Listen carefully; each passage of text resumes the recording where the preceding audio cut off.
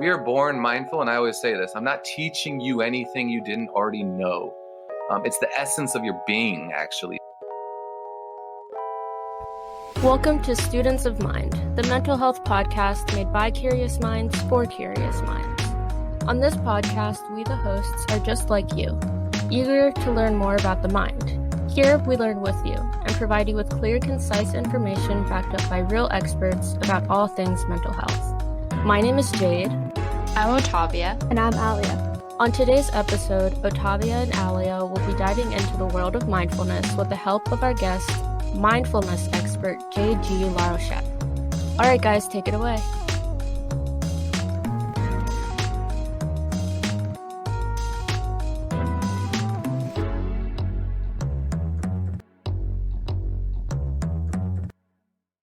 Our guest today is my cousin Jayde Larochette.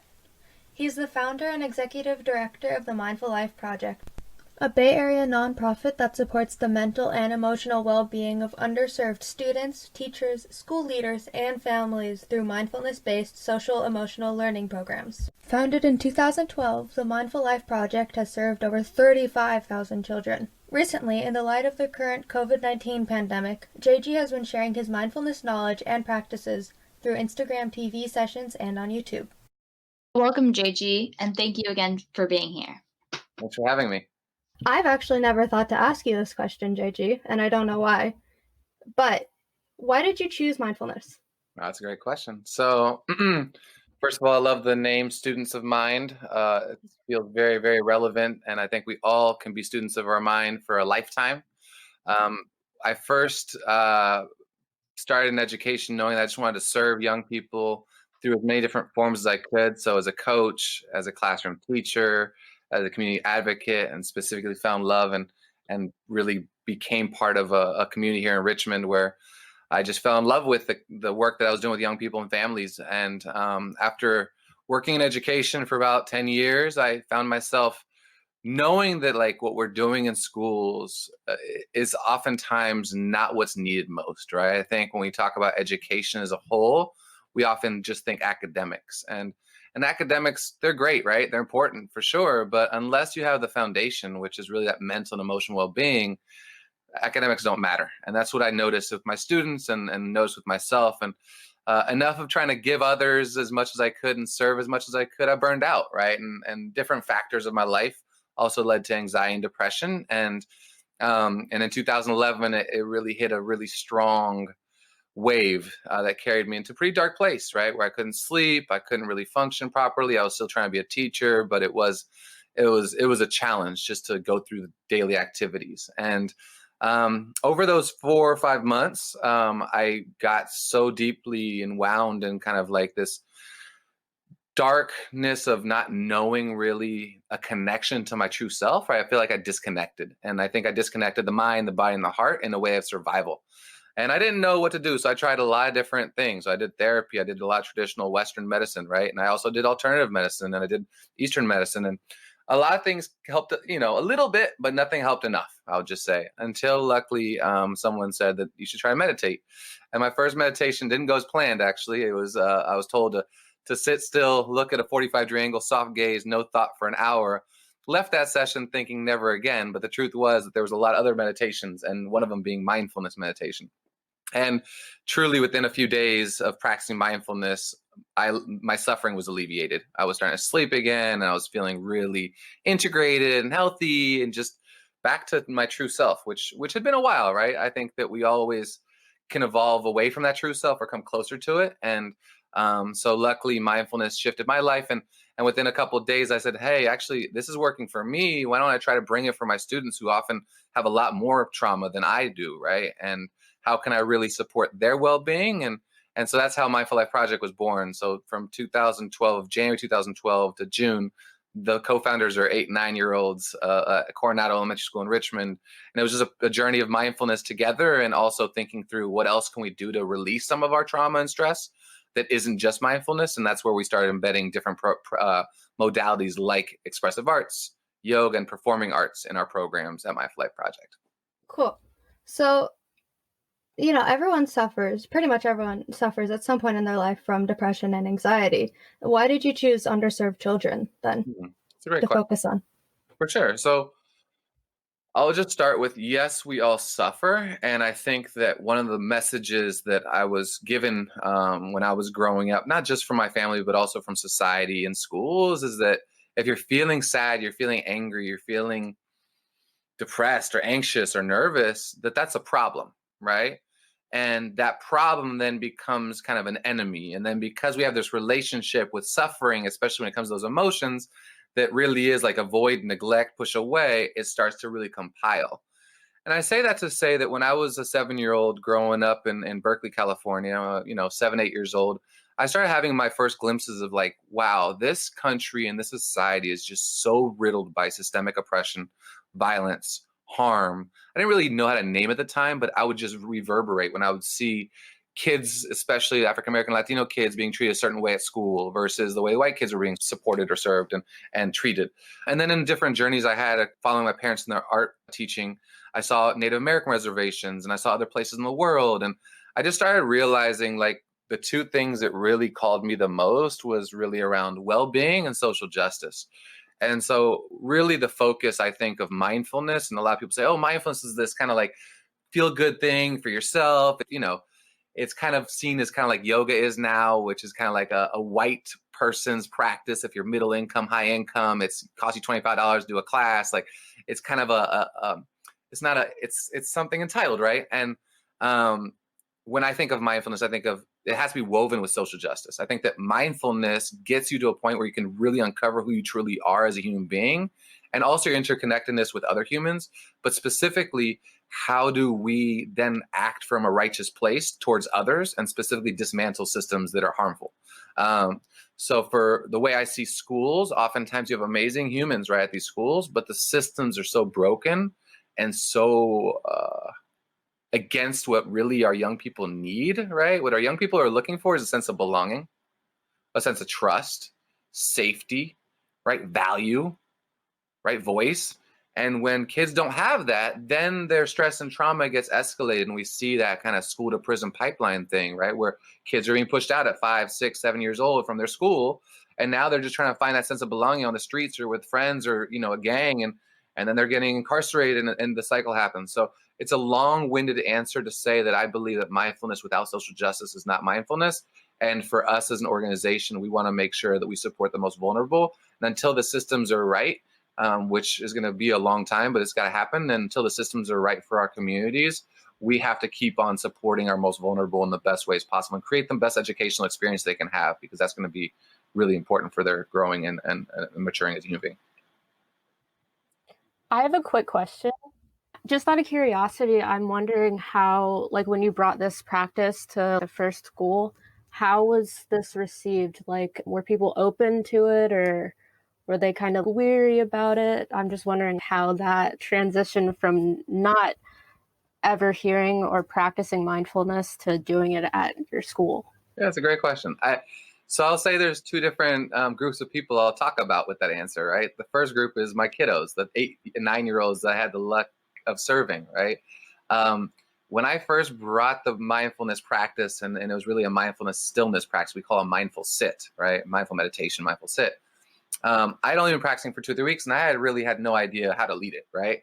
But what I did know is that it was really helping me, and I thought, why not try it with these young people? Because that year I had a lot of trauma. Kids in that group, there's always a lot of trauma in the classes I taught, but that year specifically, there was a combination of a lot of trauma from their lives, but also my unhealthy mind, body, heart, lack of presence, overwhelmed by anxiety and depression was just like a perfect storm. So I came in like a little bit hesitant. And I said, boys and girls, I have something I'm practicing. Just been a couple weeks of it. I don't know if you want to try it, but I would love to offer it for you. And so that first practice kind of was the real fast aha, right? Because I had them, we're going to focus on mindful listening and mindful breathing, 2 of the practices, right, that we use in mindfulness. And I was going to do it for 2 minutes. I've heard from a lot of people say, don't do it longer than 2 or 3 minutes, especially for 8 or 9-year-olds, or they're going to get riled up and not want to do it and not want to try it again. And truly those 2 minutes, the room was the most silent it had ever been. All the kids, the eyes were closed, which already for me was such a humbling honor to see. Like they closed their eyes, they were focusing. You could feel the essence of the energy of the room, really calming. And they didn't stop. So 3, 4, 5 minutes later, I had told them they can stop whenever they want. I rang the bell again and they would not open their eyes. So and I think this is the key about mindfulness. We are born mindful. And I always say this, I'm not teaching you anything you didn't already know. It's the essence of your being, actually. It's when you're born and you're curious about life in its truest form in this moment without layers of thinking what might happen wrong in the future or what happened in the past, right? And getting caught in that kind of wave. So kids are very, very engaged in the practice. If you have a lot of trauma, it's going to take more practice, it's going to take more kind of entry points. But if we offer them an authentic adult that's helping them learn mindfulness, an engaging way of learning it, so a lot of call and response, a lot of what we do is also take mainstream hip hop songs and make them into mindfulness songs. So really making sure they have ownership of it. So kids right away have engaged. And there's been resistance in some kids, but they buy in at a certain point. Adults, I think, is a little harder. And I think that's the piece that our school district here in West Contra Costa Unified, I didn't want to start a nonprofit. I was like, I'd rather just be a teacher on special assignment. And there was a no, a pretty quick, resounding no. And I think adults more and more are starting to see the way this country has, in a way, on purpose, pushed stress and trauma and made people feel like they were worthless in many ways so they can get the best out of them, right? And the way that we see systems and the ways that we see kind of like stress being the norm. And when I found out the information that 78% of hospital visits are caused by stress in this country, that's a Harvard study, I was like, okay, underneath all this is what we really have to get. If it's in schools or it's in the government or if it's in companies or organizations, like underneath is the true need for us to really find the priority of mental and emotional well-being. So we're starting to see adults really shift in that, and that's changed and been nice, but 8 years ago is a lot harder. That's interesting that adults are harder. I mean, I would figure that the kids would be harder. Yeah, But I mean, I'll just say this. The way I see it is what happens with our minds, and since we're talking about students of mind, right? We are wired for survival naturally, right? So naturally wired for survival. The more we live, we can get deeply wired more that way, right? So then it's like our stress response system is the norm, right? Which is what we see in a lot of adults, right? Their stress response system, that fight, flight, freeze response system has become, and that's what happened to me. And that's where anxiety and depression, because my wiring in my brain got to a point where it was really the back of the brain, the amygdala, that alarm system in our brain took over, it hijacked the rest of the brain. And now cortisol, adrenaline, and all those stress hormones are being shot out. And so that's the reason adults are harder, is because they've had more layers of conditioning and oftentimes have had to, for good or wrong, for good or bad, they've had to cope. And coping usually in this society is not, oh, welcome sadness. Oh, how are you doing, anxiety? And I told you this the other day, Aliyah, it's like, that's what mindfulness is. Like, I love you, anxiety, just as much as I love joy, right? You're both very welcome here in this experience. And so that's the uncovering that you have to do with adults that kids don't necessarily have, right? They don't have that part. So what is mindfulness, and what are some examples of mindfulness? Great. So I'm going to simplify the definition that we use is mindfulness is paying attention on purpose without judgment, right? And that's the key part, is we're training the mind. We're doing this mental training to get into the present moment, but specifically without the judgment. As I said earlier, that negative bias, that inner critic, that strong sense of survival in the brain is there. So we're training it to not be in that kind of like, this is right or this is wrong. So it's a deep acceptance. And then in terms of the practices, right? So that's the definition. As you can imagine, that's much harder to do, to pay attention without judgment. So then you have mindful skills or techniques. We call them mindful skills of the kids, right? And what we're looking at is how do we cultivate stillness practice, focusing in on those skills. So if it's mindful breathing, mindful listening, body awareness, mindful emotions, mindful thinking, heartfulness, or gratitude, those are the main practices.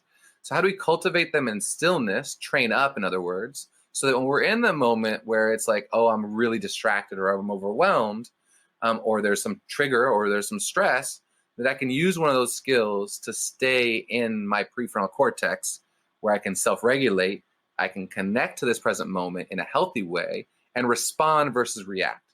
So that's really what we're looking for, is how do we create space and time between a stimulus and our reaction instead responding skillfully, right? Both inwardly first and then outwardly, right? So the second part's a little harder, right? Like, how do I navigate this experience of being a human inwardly, and then how do I relate to my environment and the people around me in a skillful way also?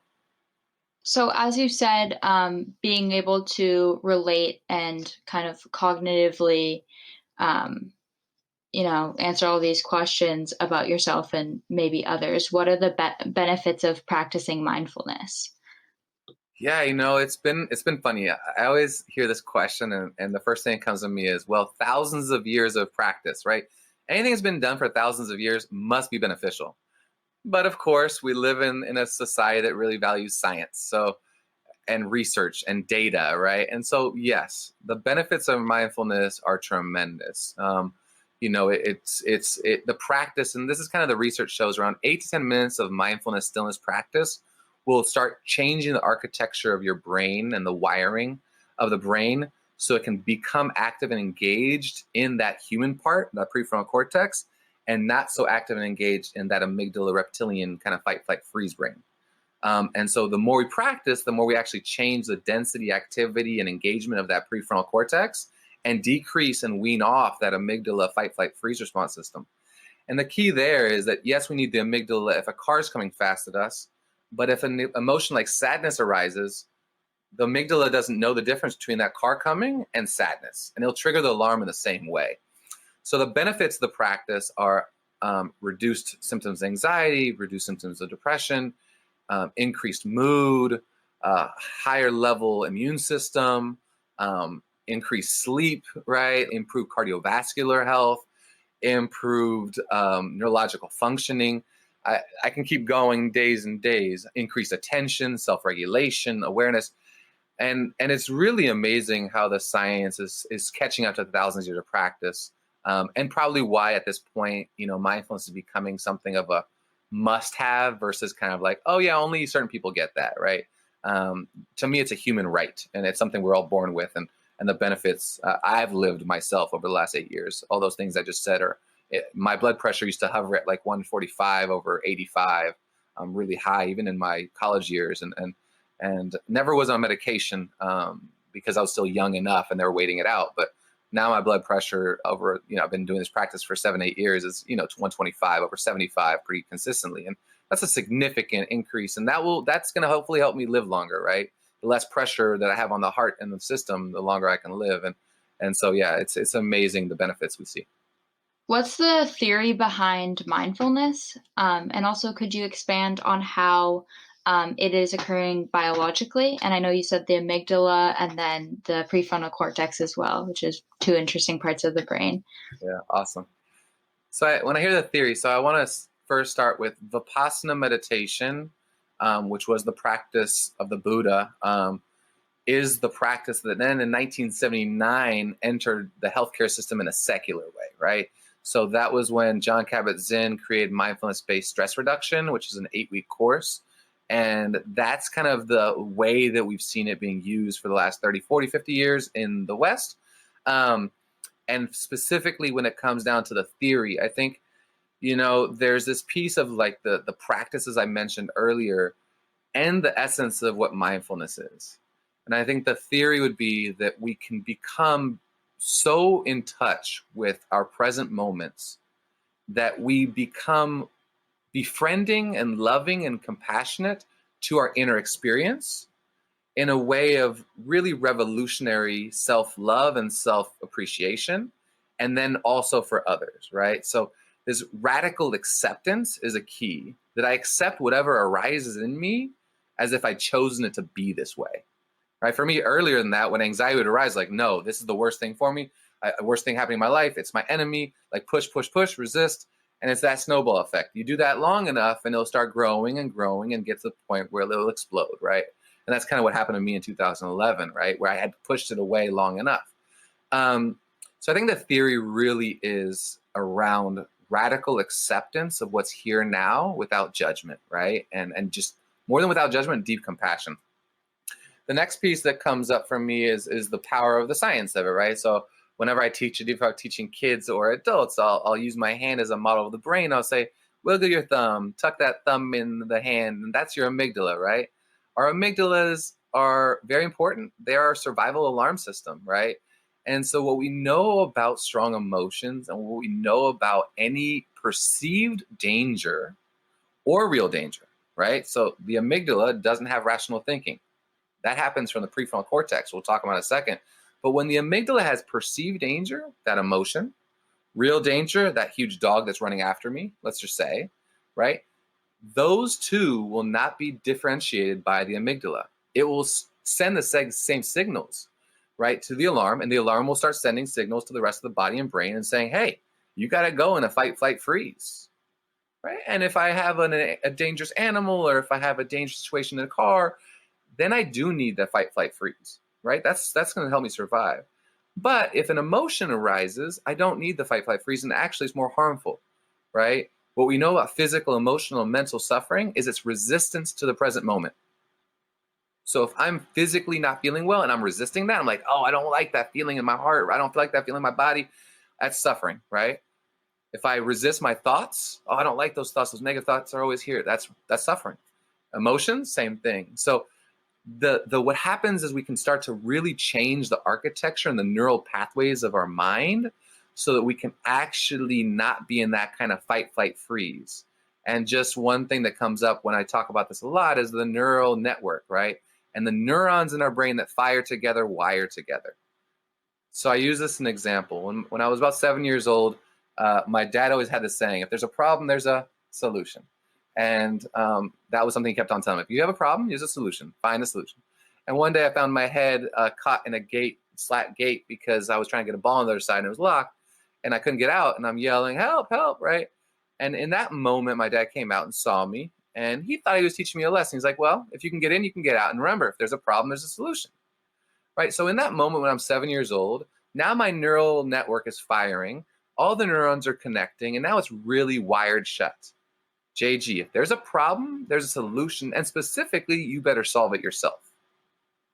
So what happens there, and that's an example of then when the neurons fire in that way and your brain starts having those connections, it's like a really strong welded metal, right, together.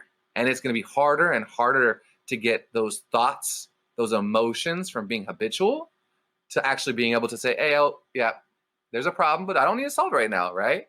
How that look later in my life? My wife come from teaching kindergarten or first grade or TK, and she had a problem. And guess what I would do automatically? I have a solution for you. And that's not what she wanted, right? So then it's like, oh, that's right. So we have these reactions, these, creatures of habit. So the neurobiology and just the overall, like our bodies hold stress way differently than an animal. So if a gazelle runs away from a lion within 30 to 45 minutes, it's metabolized, it's burned out the stress, and it's back in rest mode and grazing grass again. If you or I or any other human has stress, be it a real stressor, not that lion necessarily, but let's just say someone breaks into our car, or an emotion like anxiety arises, it's going to be 24 to 48 hours where it's still embedded in my actual tissues and my DNA for a little while. And so if I have compounded stress, compounded trauma, then it's going to be a common connection that there's really patterns that go with that. So we have in mindfulness, we say mindfulness, compassion, and gratitude. We have 3 practices that are known to really change the architecture of the brain and as well as the interconnectedness of the body and mind together.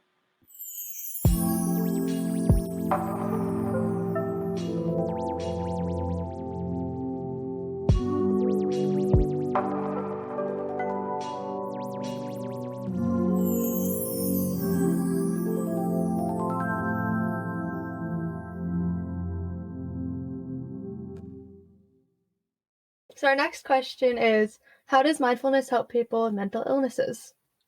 Yeah, so I'm gonna be very transparent. Where it's Mental Health Awareness Month, and I'm one who has been diagnosed with generalized anxiety disorder and definitely had depression, even though they probably didn't diagnose it.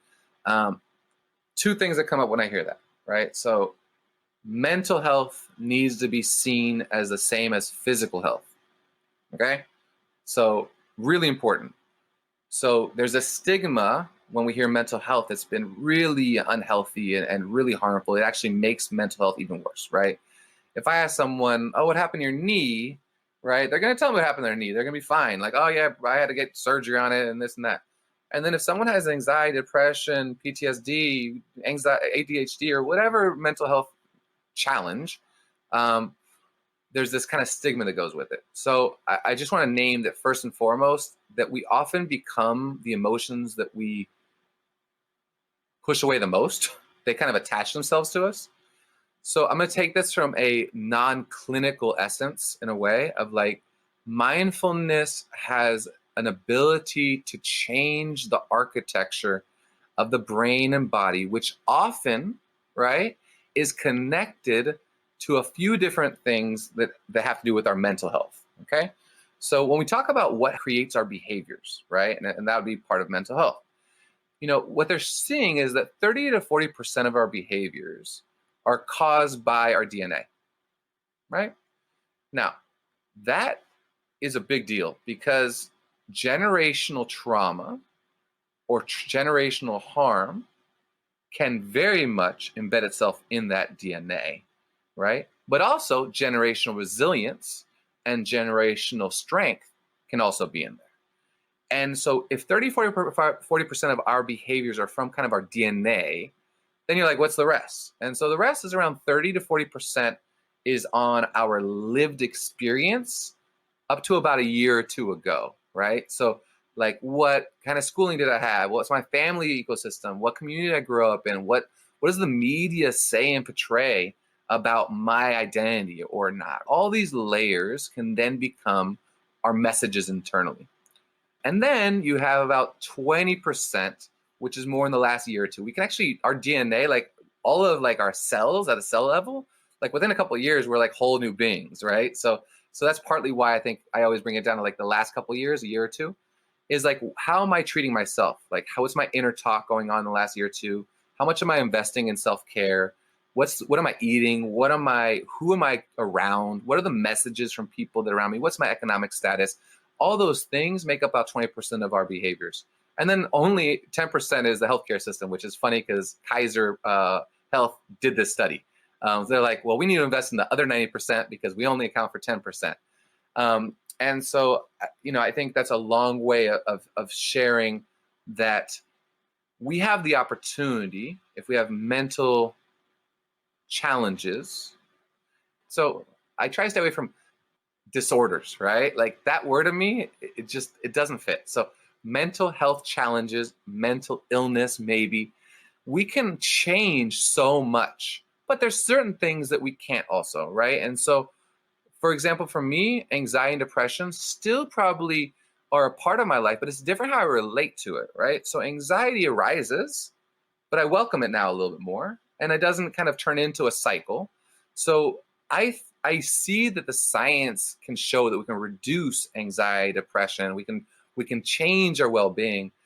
But I also think that like when we look at it, there's gonna be some aspects to our mental health that maybe we can't overcome just with mindfulness or therapy. And that's also okay. Just like if I have an ankle that's not working well and it won't work well for the rest of my life, it's not a bad thing. It's unfortunate, but now I can live with it and adapt to it and befriend it. So I hope that's made a little bit of sense. Actually, I have a more personal question that relates to what we were just talking about. I have a very difficult time when it comes to food. Only partially when it comes to quantity, but definitely when it comes to quality. I don't know how many people will understand what I mean, because I'm not really sure how else to explain it, but I will say it's come to the point where just the thought of food can give me anxiety. So my question is, do you think mindfulness can help with things like eating disorders? Yeah, and just thank you, Aliyah, for sharing that, and 110% for sure, okay? That not just mindfulness, but just if we look at what's happening with anything that we have a challenge with, if it's overeating or undereating, or if it's a relationship to our body and judgment around the body, right? So what's happening a lot of times when we talk about, if you just look at the basis of that, right? So for me, anxiety, for you, it's eating, right? For me with anxiety, it was, okay, this is the worst thing in the world. I don't ever want to have it. And because my dad's from Argentina, my mom's Israeli, and I have this kind of like, in the Latino culture, like if you have anxiety or sadness as a man, like you're a weak person, right?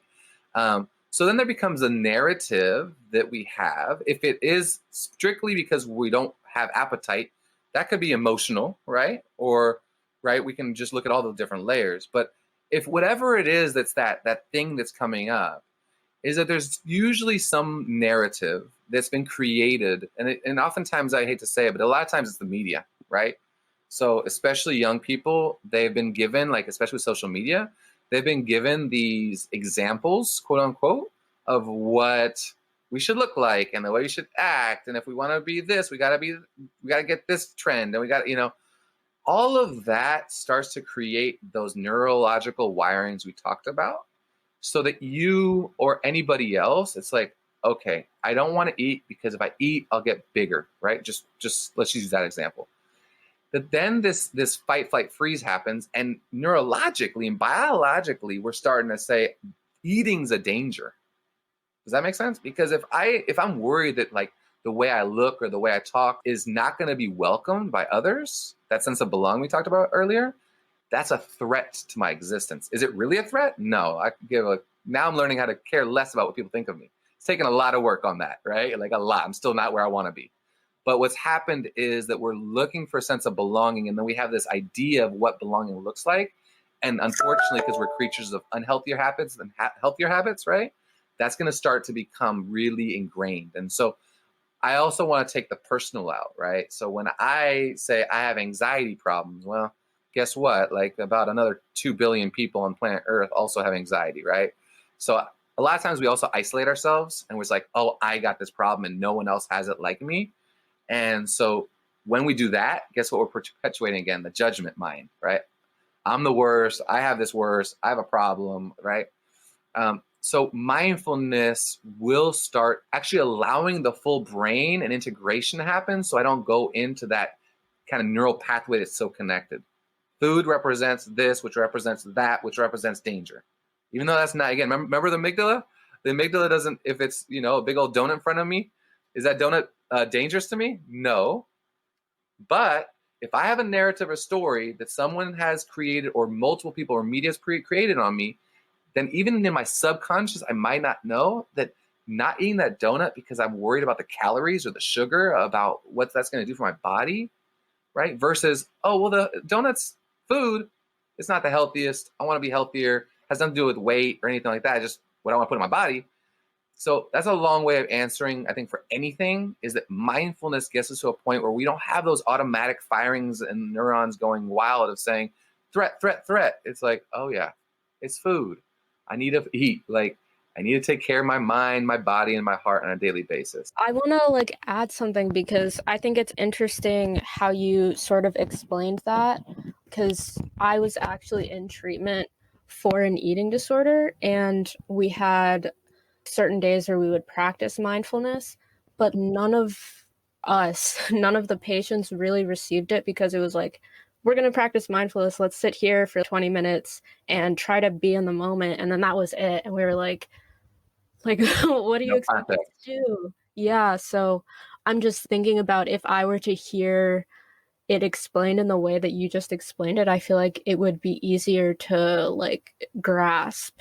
Because with meditation and mindfulness, especially if you're someone who struggles with anxiety, it's hard to even think about being able to center yourself and be so focused on being right here.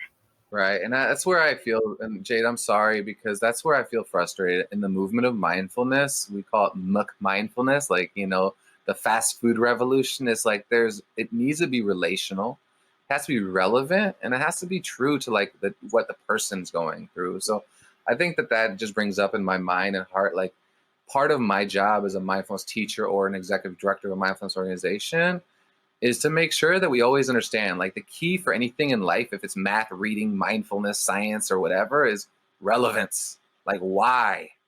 And we're so habitually trained in this society, it's never about the why. We just do. Be this, do that. And so it's hard to hear, and it's a little heartbreaking to hear that when there's an opportunity to really bring in something. And also this whole idea of clearing the mind or not having thoughts or just being centered. It's mindfulness is more like the eye of the hurricane, right? It means that we can be present without being caught in it. But it's not about being no thought or no emotion. It's actually the opposite. welcome that thought. Oh, there is that thinking mind, and there's my emotions. So that's another thing that happens is like, actually, it's the practice that actually we find refuge in ourselves, which is what we've been looking for. And we've thought we had to find it through others. Like we're looking for refuge outside of ourselves. And really what mindfulness is finding refuge within ourselves. Okay. So our next question is, how is mindfulness practiced? And what are some challenges to doing it? Yeah. So there's mindfulness meditation, right? Mindful sits, as we call it with our students, which is the focused attention on one mindful skill at a time, right? So we can sit for 5, 10, 15 minutes and we can focus on breath and sounds, or then emotions and thoughts, or heartfulness, compassion. Those are all skills that we want to cultivate so then we can live the rest of our daily lives with those skills available. So mindfulness and stillness is the practice to then be fully as present as possible without judgment through the rest of our day, right? What we know about that 78% of hospitalizations caused by stress, we also know about 78% of the time we're lost in thought, right? And the thoughts, they're often about the future, and then something happened in the past, and then, oh yeah, this moment right now, I'm thinking about it for a second, and then I go in the future and the past again. So it's learning to really train the mind to be present.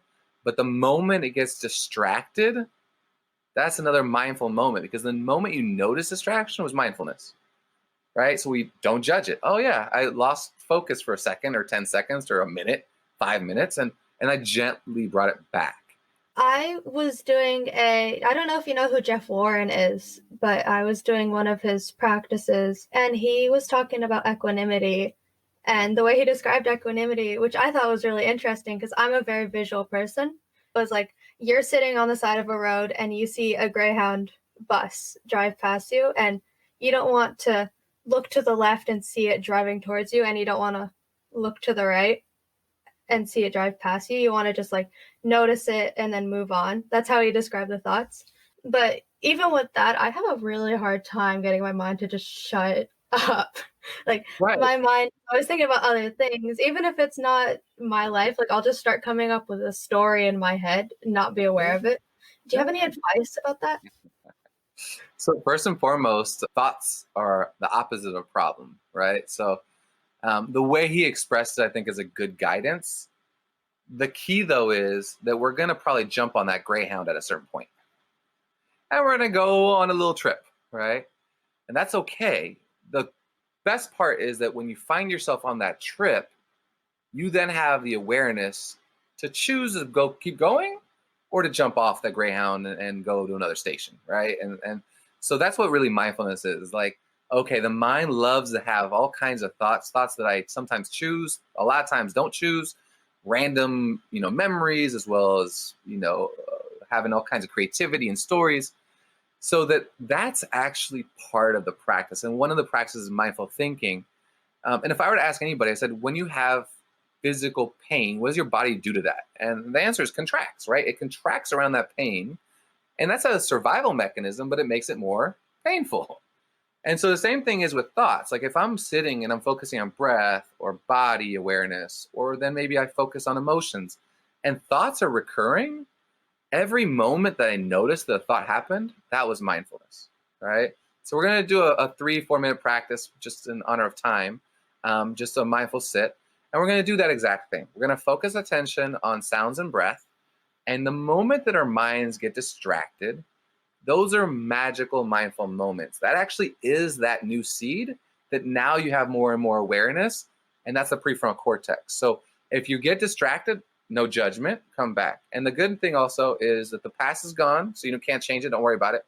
The future isn't here yet, so don't get bothered by it. What we have is right here, right now. So to begin, before we get into stillness, just find your body in the chair, cushion, couch, wherever you're at, and just rock back and forth, side to side. Just find some movement, right? You might have been sitting for a long time. And then just like a pendulum, let the movement start slowing down. And then just whenever you can, in the next 5-10 seconds, find a full stillness in the body. And then we're going to practice mindfulness in the way that we do with our young people. So you can repeat the following phrases I say in your mind, or you could say it out loud if you'd like, to get into our mindful sit. The mental training of the mind, body, and heart. Repeat after me if you'd like. I've got my feet on the floor. I've got my spine in a line. Got my hands in my lap. Got my heart to the sky. And then allowing the eyes to gently close. And the reason we close our eyes in mindfulness is so we can let the external stimuli be external. We're going inward, and we want to be able to focus on our inward journey. And eyes gently closed, softly closed, can help us focus. If that feels uncomfortable, a soft looking face down a little bit, like 45-degree angle, eyes open gently is totally fine, but closing the eyes can help us focus. We'll focus on the sound of the bell from the beginning to the end, just as the beginning of the mindfulness practice. Stay with sound as long as you can.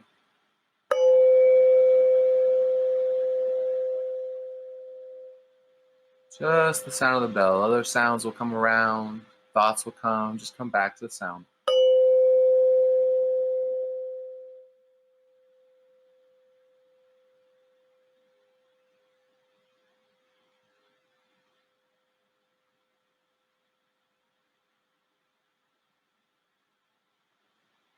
Then just gently noticing the body in its entirety. And just find your contact points, your feet on the floor, your sit bones in the chair, your hands relaxed on the knees or the lap or maybe the chair next to you. And just allowing yourself to begin by focusing attention on sounds.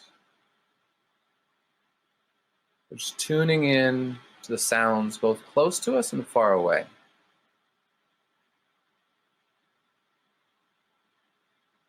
And then we might hear a sound that grabs our attention and fades away, and then another sound occurs. Inevitably, the mind will start thinking, and the moment that happens is not a problem, nothing we need to fix. It's a moment where we can bring mindfulness back. So we can notice a thought, 2 thoughts, 3 thoughts, and then gently come back to focus. Specifically on purpose, without judgment, right now to sounds.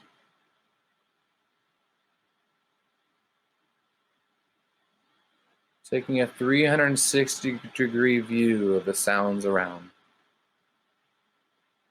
Front, back, side to side.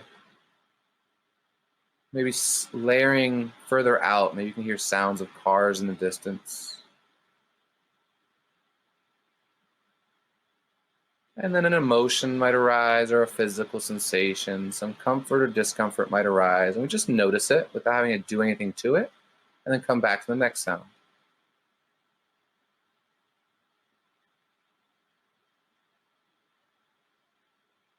In the next 10 or 15 seconds, try to catch 3 or 4 new sounds you haven't heard yet.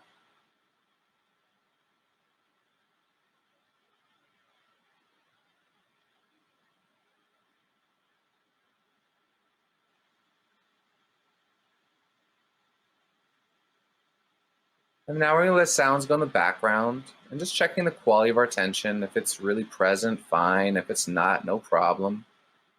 We're just cultivating this moment right here, right now. And let's move to the breath. Sound and breath are the 2 foundational practices of mindfulness because everything else is pretty impermanent. Thoughts, emotions, physical sensations, sounds, they come and go like clouds in the sky, but here we are with the breath. It's always right in the present moment. So just notice the inhale, the pause, and the exhale.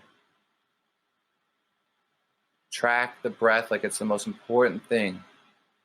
It's your favorite TV show or favorite music. And just stay with the breath and its little details all the way through. So maybe you'll notice the belly rise on the inhale, fall on the exhale.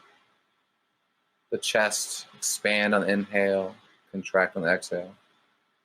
Or simply at the nostrils, the cooler air on the inhale and the warmer air on the exhale. And just keep your awareness on one place, belly, chest, nose. May it be your anchor into the present moment. Just like a boat needs an anchor. We can anchor ourselves by focusing on the breath where it feels the strongest. So the breath is the strongest in the stomach, rise and fall, chest, expansion, contraction.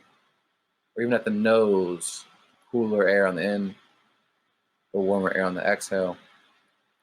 And just another 30 or so seconds, tracking and watching breath. A thought occurs again, we gently come back. And that's what it is. It's like training a puppy. You'll just patiently call it back. No need to judge it, to be angry at it. Just notice, oh, there's a thought, there's 10 thoughts. There's an emotion. We can just mental note it, like we're sending ourselves a little text message. Thinking, come back to breath. Emotion, come back to breath. Whatever arises, we welcome, accept, and then come back into awareness.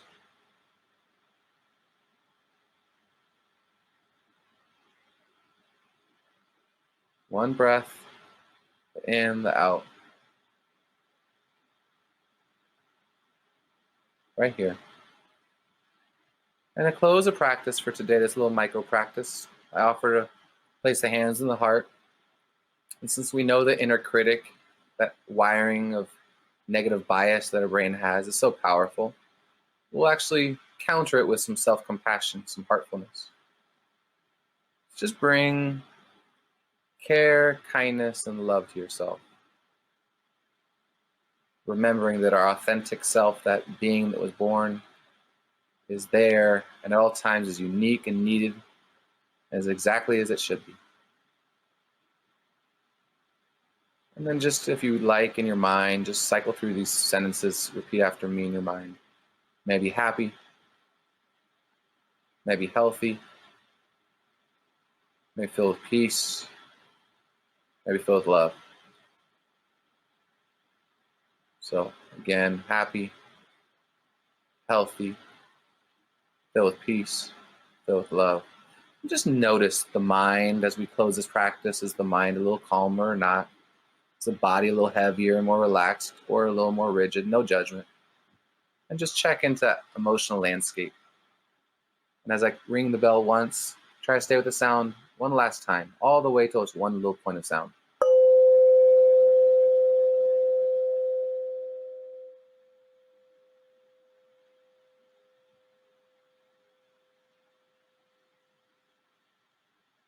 Then always, it's your practice. You come out as you please, just noticing if there's any areas that are tight, and relax and move out and flutter your eyes open whenever you're ready.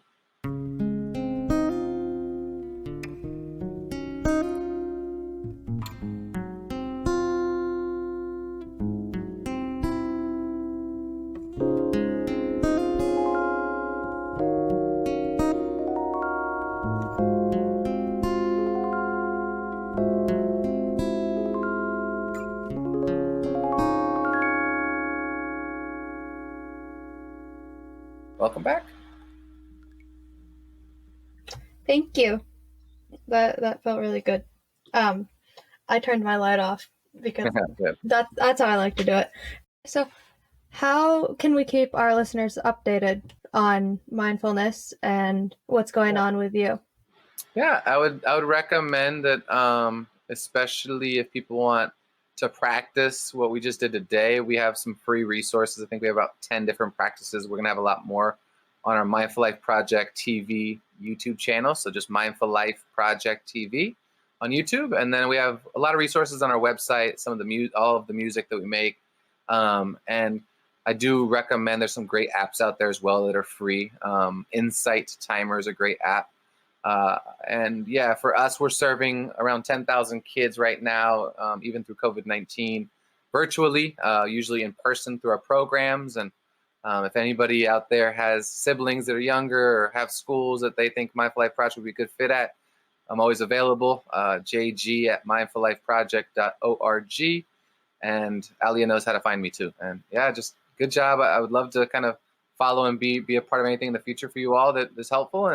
And I look forward to these kind of opportunities because I think that mindfulness has somewhat of a kind of a false advertisement, and let's decolonize it and let's get to what its essence is and let's bring it to communities. So yeah, just a lot of gratitude and hope this was helpful. Thank you, Jayde. Thank you for listening to this episode of Students of Mind. I want to give another huge thank you to Jayde for being on the show today. We chose to do this topic as our second episode because of the fact that we're living in such isolated times, and I feel like it's really important to have skills available in order to maintain a sound mind. So I hope listening to this you can leave with a new option to self-regulate. Next episode, we will be providing even more insight into how to cope during times like these as we explore the effects that the current COVID-19 pandemic is having on the mental health of young people. Thanks again, and we'll see you next time.